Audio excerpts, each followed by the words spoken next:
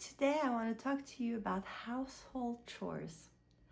I know it's funny to have this card in a conscious parenting deck, but it's there for many reasons. It's there first because of my own experience when I was a young mom, married, and also because of all the couples and parents that I support.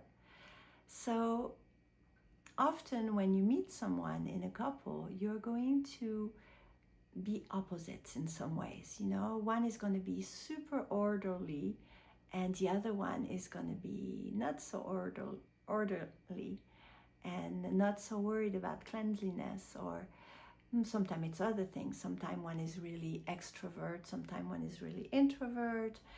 But often, even, sometimes you're going to have someone in the couple who wants a lot of hugs and touching, and the other one is more like, oh, leave me alone. I don't, it's too much. And there's a reason for that. We are meant to help each other find a balance. And this is why I love this work of helping couples do that. So with household chores, not so easy for me to say. Cleanliness of the house, orderness. It is often like that too. One of them is going to be really interested in keeping order and cleanliness, and it's going to be important to them. And the other one is going to be more interested by the relationship, the time spent with the children or with each other, or even outside of the house. And that can cause a lot of conflict. When Christopher was little and his dad and I worked a lot so we could be with him, so he wouldn't have to go be watched by someone else, we at some time we started arguing about certain things, and we decided to go see a therapist to see if he could help us do a little bit better. And that therapist, I remember, he heard us and we were arguing about who cleaned the bathroom last time and why was one more tired than the other and things like that. And he suggested to us that we get a person once a month for $50 and to come and do the big cleaning of the house so that we wouldn't argue. And he said it will be the best $50 you will ever spend. And we actually did that. And it's true that it helped us a lot. But, some people don't have the money to do that. Some people don't want someone to come in their house and clean. There's a couple I was working with not long ago, and he was very, very interested in cleanliness and orderliness. And she was more interested of spending time with their children, who were 3 and 1.5. So, as you know, when you are parents of young children, the house gets messy very fast. And if you are a parent who likes to do things with your children, like cooking with them, and it can be even more messy. And he had a really, really hard time with it. And he found it intolerable because for him it was, everybody knows you should put things away in their right place. And it was so much arguing all the time that I came to a point where I asked him if it was that important to him. What was he willing to do to help? Because she could help for a little while. She would make efforts for a day or 2 or 3.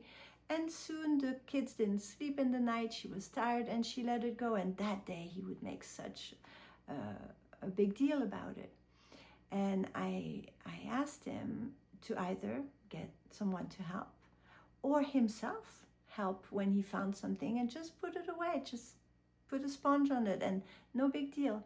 And if he really didn't have the capacity to do that, if it was really a non-negotiable for him, then to consider not staying with this person and learning how to become good co-parents and find a partner that was more aligned with his needs of cleanliness and orderness. And so luckily he decided not to do that and to make the effort to himself pick up or not be so affected by it. And I'm hoping eventually they will come to a middle ground. As the children grow up, she will have more time, more energy to make efforts to keep the house more in the way that he likes, and he will have to be more patient during the time where it is more difficult. But how do you organize the chores of the house if both partners are working? Do you still hold the way of the ancient days where the woman was the one who cleaned and cooked and the man worked? And now that you both work, how does that work for you?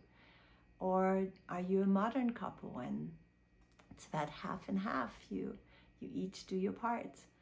How is it for you in your house? Do you have ideas, solutions for people that you can share with us in the comments? It's very interesting. But the recommendation is that you talk about it beforehand. What's important to you? Who's willing to do what? Who's not willing to do what? What can you do about it? Can you get someone to help? Who has the budget for that? And maybe we'll go back to it one day when I have some more of your comments and we can take some more pieces that are interesting about that. Thank you.